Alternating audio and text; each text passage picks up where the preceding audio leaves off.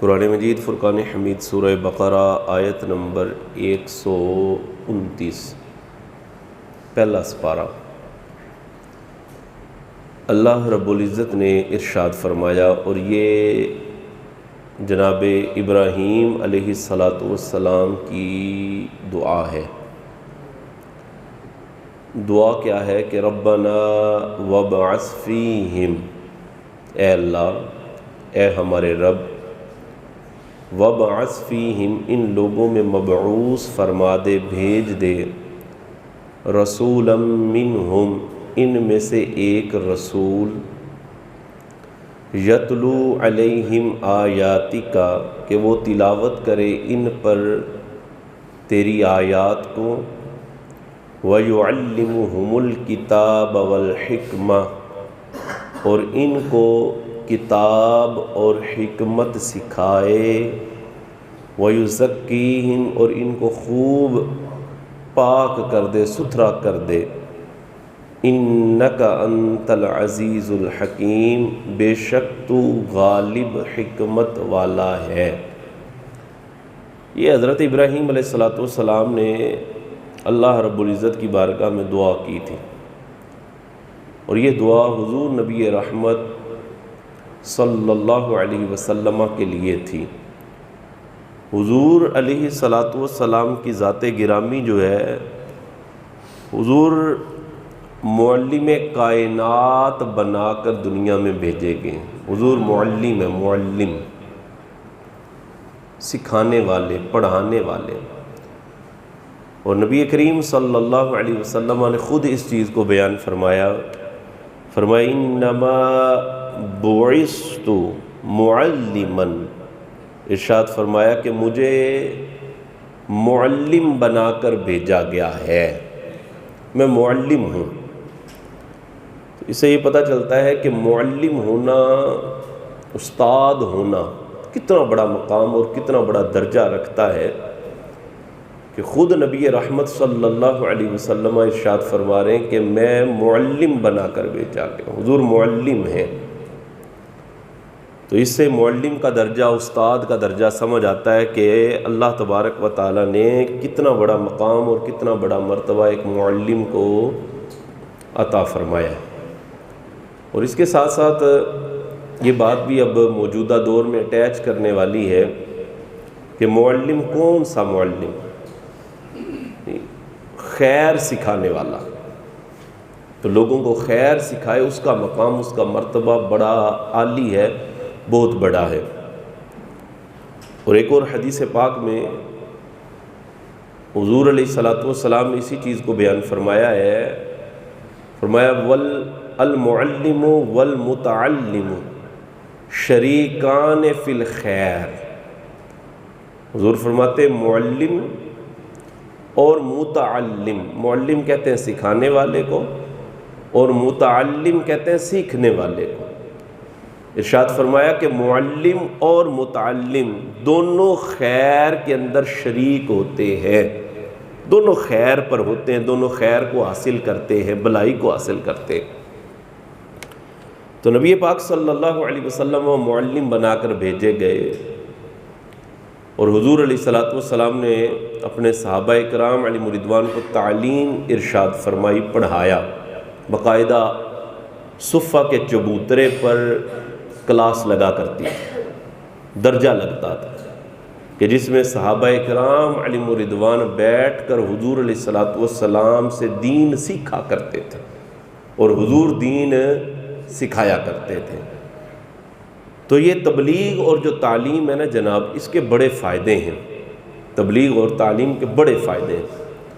انہی فائدوں میں سے ایک فائدہ جو ہمیں اب نظر آتا ہے کہ یہ تعلیم اور تبلیغ ہی کا فائدہ ہے کہ آج ہم اللہ کے گھر میں بیٹھ کر اس کی بارگاہ میں سجدہ ریز ہوتے ہیں۔ یہ تبلیغ ہی تھی نا، کہ حضور علیہ السلام نے اپنے اصحاب کو یہ چیز سکھائی، پھر صحابہ کرام علیہ رضوان نے تبلیغ کا سلسلہ آگے شروع کیا، تبلیغ آگے بڑھتی گئی، آگے آپ پڑھاتے گئے، آگے لوگوں کو جناب دین سکھاتے گئے، سیکھتے سیکھتے سیکھتے ہمارے تک بھی دین پہنچا، ہمارے تک یہ دین پہنچا ہے۔ اس میں تبلیغ کا اثر ہے، تعلیم کا اثر ہے، اور یہ تبلیغ اور تعلیم کا فائدہ ہے کہ آج ہم مسلمان ہیں، اللہ رب العزت کی بارگاہ میں جھکنے والے ہیں، اللہ کو سجدہ کرنے والے ہیں، اس کے پاک گھر میں بیٹھنے والے ہیں۔ یہ تبلیغ کے اور تعلیم کے فوائد میں سے فائدہ ہے۔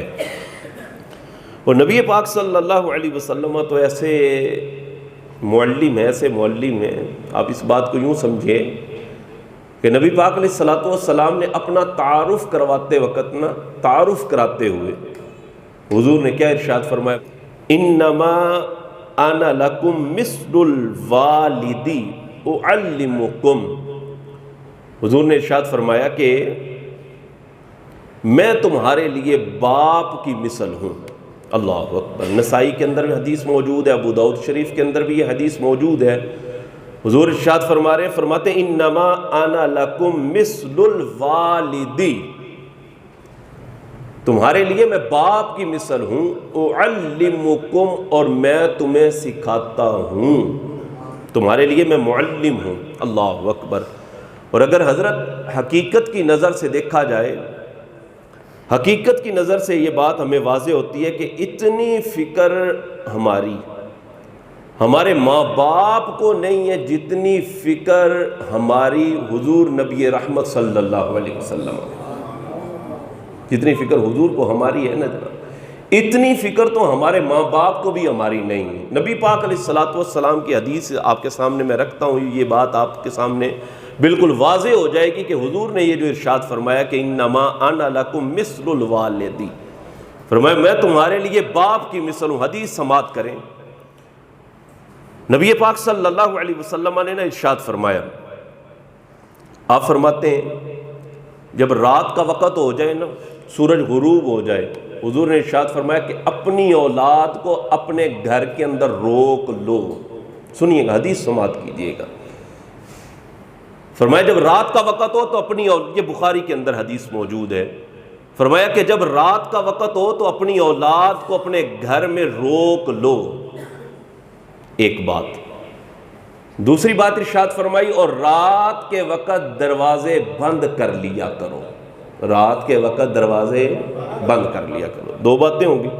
تیسری بات ارشاد فرمایا اور رات کے وقت اپنے برتنوں کو ڈھانپ لیا کرو، رات کے وقت اپنے برتنوں کو ڈھانپ لیا کرو۔ دیکھیں معلم کائنات کس طرح ہمیں یہ باتیں سکھا رہے ہیں، ارشاد فرما رہے ہیں، بتا رہے ہیں، سبحان اللہ۔ فرمایا رات کے وقت اپنے برتنوں کو ڈھانپ لیا کرو، اور اگر رات کو آگ جلائی ہو تو اس کو بجھا کر سویا کرو، کچھ چراغ وغیرہ کوئی روشنی کا سلسلہ تم نے کیا ہوا ہے یا ویسے آگ جلائی ہوئی ہے تو اس کو رات کو بجھا کر سویا کرو۔ اب یہ حدیث پاک ہے، نبی پاک علیہ الصلوۃ والسلام کس طرح، آپ علیہ الصلوۃ والسلام کو اپنی امت کی فکر دیکھیں کتنی ہے جی۔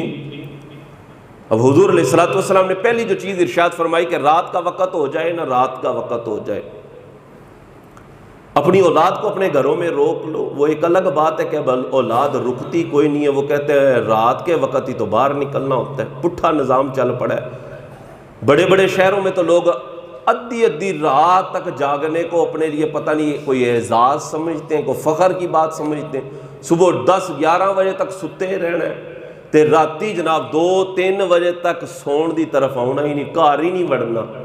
ہمارے یہاں بھی اب یہ گاؤں دیہاتوں کے اندر بھی یہ رواج ہو گیا ہے، باہر رات ہوتی ہے نا تو باہر نکل جاتے ہیں، یہ بات غلط ہے۔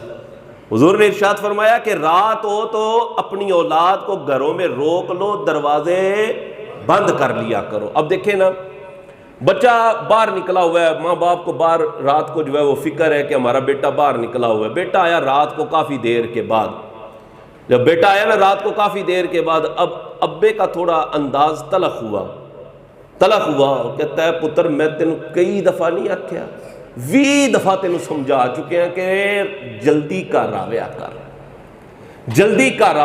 اچھا وہ گھر آ گیا، اللہ اکبر، باپ نے تھوڑا سا تلخی کی، تھوڑا سا اس پر جناب کچھ جھڑکا اس کو کہ میں تینوں 20 دفعہ سمجھا چکیا وہاں کہ راتی جلدی کر آ جایا کر۔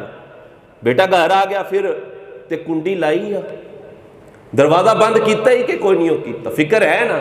اللہ اکبر. آج تو یہ اب باپ بات کر رہے ہیں نا کہ کنڈی لائی ہے کہ نہیں لائی، دروازہ بند کیتا ہی کہ نہیں کیتا، تے جلدی آیا کر. یہ تو آج باپ یہ بات کہہ رہے ہیں، میرے آقا نے 1400 سال پہلے یہ بات ارشاد فرما دی تھی. آپ کو اس بات پہ سبحان اللہ ویسے کہہ دینا چاہیے تھا. 1400 سال پہلے، صدیوں پہلے ہی حضور یہ بات ارشاد فرما چکے ہیں کہ اولاد کو نا، بچوں کو رات کو گھر میں روک لیا کرو اور دروازے اپنے بند کر لیا کرو، کیونکہ چور جو ہے وہ چوری کر کے لے کے جا سکتا ہے، کوئی اور مسئلہ بن سکتا ہے. حضور نے پہلے یہ بات ارشاد فرما دی. سبحان اللہ. حضور معلم کائنات ہے اور اتنی فکر. اللہ اکبر. پھر حضور علیہ الصلوۃ والسلام نے ارشاد فرمایا کہ رات کے وقت نا اپنے برتن کو ڈھانپ کے رکھا کرو. ڈھانپ کے رکھنے سے کیا مراد ہے کہ کوئی نہ کوئی چیز اپنے برتنوں پر ڈال دیا کرو، کوئی دوپٹہ، کوئی چادر، کوئی پونا اپنے برتنوں پہ ڈال دیں. اور یہاں تک فرمایا اگر کوئی شے نہ ملے تو برتن پر کوئی تنکا یا لکڑی رکھ دیا کرو جی، تاکہ برتن کا ڈھانپنا پایا جائے. اس لیے حضور فرماتے ہیں کہ رات کے وقت نا بلائیں اترتی ہیں، مصیبتیں اترتی ہیں، اور جب تمہارے برتن کا منہ ایسے کھلا ہوگا نا، اوپر کی طرف ہوگا، تو وہ بلائیں اور مصیبتیں برتن میں اتر جاتی ہیں. اس لیے حضور علیہ الصلوۃ والسلام نے ارشاد فرمایا کہ رات کے وقت اپنے برتنوں کو ڈھانپ کے یا ان کو پٹھا کر دو، الٹا رکھ دو نا، اس کا منہ نیچے ہو جائے، تاکہ وہ بلائیں اور مصیبتیں جو رات کو اترتی ہیں وہ برتن میں نہ آئیں. اس لیے حضور علیہ الصلوۃ والسلام نے یہ ارشاد فرمایا. اور چوتھی بات میرے آقا علیہ الصلوۃ والسلام نے ارشاد فرمائی کہ رات کو اگر تم نے آگ جلائی ہو نا، آگ فرمایا اس کو بجھا کر سویا کرو. دیا وغیرہ جلایا ہوا ہے، کوئی چراغ جلایا ہوا ہے، فرمایا بجھا دیا کرو. اس وجہ سے کوئی موذی جانور جیسے چوہا جو ہوتا ہے نا، چوہا یہ بڑا شرارتی ہوتا ہے، فرمایا یہ چوہا رات کو چراغ کو کھینچ کر لے جاتا ہے اور گھر والوں کو جلا دیتا ہے. گھر میں آگ لگ جائے گی، گھر میں آگ لگ جائے گی، تمہارا نقصان ہو جائے گا. حضور علیہ الصلوۃ والسلام کو دیکھیں کتنی فکر ہے میرے آقا کو امت کی. اللہ فرمایا رات کو چراغ بجھا کر. حضور کی بارگاہ میں ایک شخص آیا، عرض کرنے لگا یا رسول اللہ صلی اللہ علیہ وسلم، فلاں کے گھر نا آگ لگ گئی تھی رات کو نا فلاں بندے کے گھر آگ لگ گئی تھی. میرے آقا صلی اللہ علیہ وسلم نے ارشاد فرمایا ہم نے تمہیں کئی مرتبہ نہیں یہ بات فرمائی، ہم نے تمہیں یہ کئی مرتبہ نہیں سمجھایا کہ رات کو چراغ بجھا کے سویا کرو؟ جی تو نہ ماننا تو کیا ہوا، تو آگ لگ گئی. رات کو چراغ بجھا کر سونا یہ نبی پاک علیہ الصلوۃ والسلام کا فرمان ہے. آگ وغیرہ جلائی ہوئی ہے، چولہے میں آگ جل رہی ہے تو اس کو بجھا کر سونا چاہیے. یہ ہے حضور کی ذات کے جو معلم کائنات ہے. ایک ایک بات میرے آقا صلی اللہ علیہ وسلم نے اپنے امتیوں کو سمجھائی ہے کہ یہ کام کیا کرو. اللہ اکبر. تو یہ نبی پاک علیہ الصلوۃ والسلام کی حدیث. ایک اور حدیث کہ حضور نبی رحمت صلی اللہ علیہ وسلم نے کس طرح جو اپنے امتیوں کی تربیت فرمائی ہے اور کس طرح حضور علیہ الصلوۃ والسلام ایک ایک بات اپنے امتیوں کو سمجھاتے رہے ہیں. میرے آقا صلی اللہ علیہ وسلم نے ارشاد فرمایا، حضور ایک جگہ سے گزر رہے تھے، جا رہے تھے، آپ چلتے چلتے دیکھا کہ لوگ جو ہے نا کچھ لوگ رستے میں بیٹھے ہوئے ہیں. رستہ تھا، رستے میں کچھ لوگ بیٹھے ہوئے ہیں. آپ علیہ الصلوۃ والسلام نے ارشاد فرمایا تم لوگ رستے میں کیوں بیٹھے ہوئے ہو؟ تو وہ عرض کرنے لگے یا رسول اللہ صلی اللہ علیہ وسلم ہم ویسے ہی بیٹھ کے آپس میں گفتگو کرنے کے لیے، کوئی بات چیت کرنی تھی اس لیے یہاں پر بیٹھ گئے. آپ علیہ الصلوۃ والسلام نے ارشاد فرمایا، چند باتیں حضور نے ارشاد فرمائی. میرے آقا صلی اللہ علیہ وسلم نے ارشاد فرمایا کہ راستے میں مت بیٹھا کرو، راستے میں مت بیٹھا کرو. کیوں؟ وجہ کیا ہوتی ہے؟ وجہ ہے کہ اگر آپ راستے میں بیٹھیں گے لوگ آپ پر بدگمانیاں کرنے لگ جائیں گے، کوئی تہمت ہی لگا دے گا، پتہ نہیں کسی نے جناب کو چھیڑن واسطے بیٹھا ہے یا کوئی ایسا مسئلہ بنا ہوا ہے، تو کوئی نہ کوئی تہمت بندے پر لگ جاتی ہے، کوئی بدگمانی کر سکتا ہے. تو حضور نے ارشاد فرمایا کہ راستے میں مت بیٹھا کرو. اور آپ نے ارشاد فرمایا آگے دوسری بات، اور فرمایا اگر بیٹھنا ضروری ہی ہو اگر یہ ہے کہ بیٹھنا ہی پڑے گا تو فرمایا راستے سے تھوڑا ہٹ کر بیٹھا کرو، راستے سے تھوڑا ہٹ کر بیٹھا کرو۔ دو باتیں ہو گئی۔ تیسری بات، اور آپ علیہ الصلوۃ والسلام نے ارشاد فرمایا اگر تم بیٹھو تو پھر رستے کا حق ادا کیا کرو، اگر تم بیٹھے ہو تو پھر بیٹھنے کا حق بھی ادا کیا کرو۔ اللہ اکبر، یہ حضور علیہ الصلوۃ والسلام کے اقوال پاک ہیں۔ ہم جناب فلاں افلاطون کا قول ہے، فلاں کا قول ہے، فلاں مفکر کا قول ہے، فلاں جناب بہت بڑا سائنسدان تھا اس کا قول ہے، یہ اقوال زرعی ہیں۔ ہم کہتے ہیں یہ اقوال زرعی ہیں۔ میں نے کہا کبھی حضور کے فرمان کی طرف بھی توجہ کیا کر، تجھے یہاں پر بھی بڑا کچھ ملے گا اور حقیقت میں تجھے یہاں پر ہی سب کچھ ملے گا۔ یہ اقوال زرعی ہیں۔ کدی مالکاں دی بھی گل سنیا کر اور پڑھا کر کے حضور ہمارے لیے کیا فرما گئے۔ تجھے افلاطون کے قولوں کا پڑھا ہوا ہے جناب، وہ فلاں جو ہے مفکر تھا اس کا قول ہے، فلاں جناب رائٹر ہے اس کا قول ہے، فلاں جو شاعر تھا اس کی بات ہے۔ کہتے ہیں یہ اقوال زرعی ہیں۔ میں نے کہا ادھر کبھی توجہ کیا کر، حضور کے فرمانوں کی طرف بھی توجہ کیا کر، اور کبھی حضور کے فرمان بھی پڑھا کر اور سنا کر، تجھے پتا چلے حضور ہماری کتنی تربیت فرما کر گئے ہیں۔ حضور معلم کائنات بنا کر بھیجے گئے ہیں۔ حضور نے اپنے امتیوں کو کس طرح ایک ایک ایک ایک بات سمجھائی ہے، اور اتنی فکر، اللہ اکبر، میں پہلے یہ بات کہہ چکا کہ اتنی فکر ہمارے ماں باپ کو نہیں ہے جتنی فکر حضور کو ہماری ہے۔ تو حضور علیہ الصلوۃ والسلام نے یہ 3 باتیں ارشاد فرمائی، اللہ اکبر۔ تو حضور کے فرمان کی طرف بھی توجہ کرنی چاہیے، اس کو بھی دیکھنا چاہیے۔ حضرت سلمان فارسی رضی اللہ تعالی عنہ، امام ابو نعیم نے حلیۃ الاولیاء کے اندر اس روایت کو بیان کیا۔ حضرت سلمان فارسی رضی اللہ تعالی عنہ کی جناب شادی ہوئی نا، شادی ہو گئی، پہلی رات تھی۔ تو حضرت سلمان فارسی رضی اللہ تعالی عنہ نے نا اپنی زوجہ کو کہا کہ میرے آقا صلی اللہ علیہ وسلم نے نا مجھ سے فرمایا تھا، فرمایا سلمان جب تیری شادی ہو نا تو اس پہلی رات کو ادھی رات تو نے عبادت کرنی ہے اور ادھی رات تو نے حق زوجیت ادا کرنا ہے۔ اب حضرت سلمان فارسی اس بات کو کہہ رہے ہیں میرے آقا میرے لیے یہ فرما کر چلے گئے ہیں، لہذا اب میں نے اس بات پر عمل کرنا ہے، میں نے اس بات کو پورا کرنا ہے۔ حضور نے میرے لیے فرمایا تھا کہ سلمان ادھی رات تک اللہ کی عبادت اور ادھی رات حق زوجیت ادا کرنا ہے۔ اللہ اکبر۔ جب بیوی سے یہ بات حضرت سلمان فارسی نے کی نا تو حضرت سلمان پاک کے عقد نکاح میں آنے والی عورت بھی تو کوئی عام عورت تو نہیں تھی نا جناب، ہے جی، کوئی عام عورت تو ہے نہیں تھی نا۔ حضرت سلمان پاک کے عقد نکاح میں آنے والی عورت نے پتہ ہے کیا کہا؟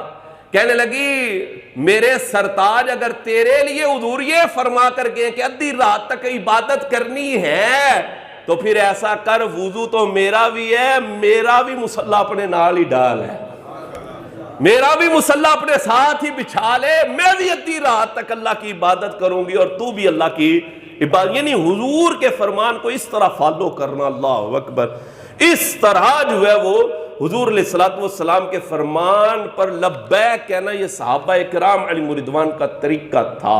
تو حضور نے ارشاد فرمائے 3 باتیں حضور نے ارشاد فرمائی، فرمایا راستے میں نہ بیٹھا کرو، اگر بیٹھنا ضروری ہی ہو تو راستے سے تھوڑا ہٹ کر بیٹھا کرو، اور فرمایا اگر تم بیٹھو تو پھر بیٹھنے کا حق بھی ادا کیا کرو، بیٹھنے کا حق ادا کیا کرو۔ عرض کی گئی یا رسول اللہ صلی اللہ علیہ وسلم، حضور پھر یہ جو بیٹھنے کا حق آپ فرما رہے ہیں یہ بیٹھنے کا حق ہے کیا؟ رستے میں بیٹھنے کا حق ادا کیا کرو تو بیٹھنے کا حق ہے کیا؟ آپ علیہ الصلوۃ والسلام نے ارشاد فرمایا بیٹھنے کا حق یہ ہے کہ اپنی نگاہوں کو نیچی رکھا کرو، اپنی نگاہوں کو جھکا کر رکھا کرو، اٹھانی نہیں، نہ نظر اٹھانی نہیں ہے۔ اللہ اکبر۔ اب اگر دیکھا جائے موجودہ دور کے اندر حضرت کچھ عرصہ پہلے کی تحقیق کے مطابق یہ جتنے معاملات بن رہے ہیں عورتوں پر جو ہے وہ تشدد اور اسی طرح جناب عورتوں کے ساتھ جو ہے وہ غلط کام، بدکاری، زناکاری جو پھیل رہی ہے، اس کی ایک وجہ جو ہے لوگوں نے بیان کی، جو تحقیق کرنے والے لوگ تھے انہوں نے بیان کی، انہوں نے کہا اس کی ایک وجہ یہ بدکاری کے پھیلنے کی، زنا کے پھیلنے کی ایک وجہ یہ ہے کہ یہ لوگ غلط چیز کو دیکھتے ہیں، غلط قسم کی فلمیں، غلط قسم کا مواد دیکھنے کی وجہ سے، کہ جب بندہ اپنی نگاہ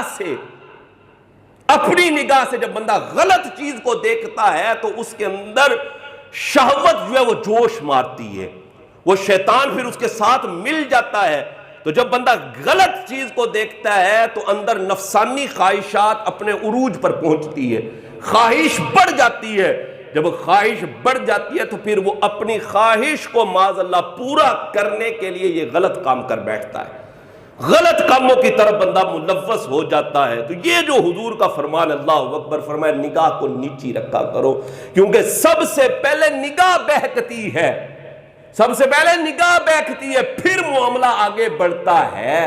اگر نگاہ کوئی بندہ جھکا لے، اگر بندہ اپنی نگاہ کی حفاظت کر لے، غلط چیز دیکھے ہی نہ، غلط چیز کی طرف نظر اٹھائے ہی نہ، تو پھر یہ بندہ گناہ کی طرف نہیں جانے لگا۔ اللہ اکبر۔ تو حضور علیہ السلام نے ہماری اس حوالے سے تربیت یہ ارشاد فرمائی کہ اپنی نگاہوں کو نیچی رکھا کرو، اور اسے یہ بات بھی ایک سمجھ آتی ہے کہ اگر ہم اس طرح بد نگاہی کریں گے، کسی کی بہن بیٹی کی طرف نظر اٹھائیں گے، تو یہ تو ہے ہی جرم، یہ تو ہے ہی گناہ کبیرہ، جہنم میں لے جانے والا کام ہے۔ تو اس سے ہمیں اپنے گھر کی بھی خبر رکھ لینی چاہیے کہ آج اگر میں کسی کی بہن بیٹی کو اس طرح بری نظر سے دیکھ رہا ہوں تو ایسا نہ ہو کل کو کوئی میرے گھر پہ اللہ ہو، میری بہن بیٹی کو کوئی بری نظر سے نہ دیکھ لے۔ اللہ اکبر۔ تو حضور علیہ السلام نے ارشاد فرمایا کہ رستے میں اگر بیٹھنا ہی پڑ جائے، مجبوری بن ہی گئی ہے، تو فرمایا اپنی نگاہوں کو جھکا کر بیٹھا کرو۔ حضور علیہ السلام معلم کائنات حضور بن کر تشریف لائے، اور میرے آقا صلی اللہ علیہ وسلم نے ہمیں ایک ایک چیز تفصیل کے ساتھ حضور نے بیان فرمائی۔ ہمیں چاہیے کہ ہم حضور کے فرمانوں کو پڑھا کریں، سنا کریں، اور ان پر عمل کرنے کی بھی کوشش کیا کریں۔ یہ جو چند باتیں میں نے آپ کے سامنے بیان کی کہ حضور نے فرمایا رات کو اپنی اولاد کو گھر میں روک لیا کرو، رات کو دروازے بند کر لیا کرو، اور حضور نے فرمایا رات کو اپنے برتنوں کو ڈھانپ لیا کرو، اور چوتھی چیز حضور نے فرمائی کہ رات کو اگر تمہاری آگ جل رہی ہے تو اس کو بجھا کر سویا کرو۔ ایک ایک چیز اللہ۔ اور دوسری حدیث بھی میں نے آپ کے سامنے بیان کی رستے میں بیٹھنے کے حوالے سے۔ اللہ تبارک و تعالیٰ کی بارگاہ میں دعا ہے رب کائنات ہمیں عمل کی توفیق نصیب فرمائے، آمین آمین بجاہ نبی امین صلی اللہ علیہ وسلم۔ وآخر دعوانا